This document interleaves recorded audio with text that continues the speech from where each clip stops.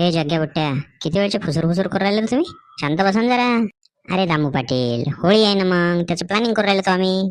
बे जग्या बुट्ट्या, तुम्ही राहू द्या. तुम्ही नुसत्या गावभरातल्या गवऱ्या जमा करता आणि मग त्या बाया नुसत्या बोंबलते आमच्या नावानं.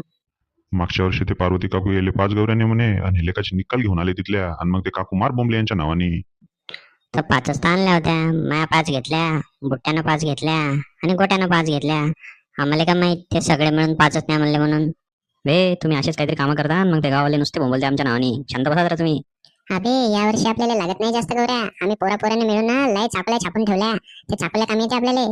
अबे गावातून तर गवऱ्या जमा करायच लागते ना. होळीला आपण दरवर्षी करतो गावातून गवऱ्या जमा, तर मग यावर्षी काऊन नाही? यावर्षी बी करायच्या. अबे गवऱ्या जमा कर जा, पण ते लोकांना विचारून घे जा. उद्या उचलू उचलू नका आणू कुठल्या बी. अरे दीपक भाऊ, तुम्ही टेन्शन नका घेऊ. हे पक्या काय बी सांगतो, आम्ही सगळं बरोबर करतो.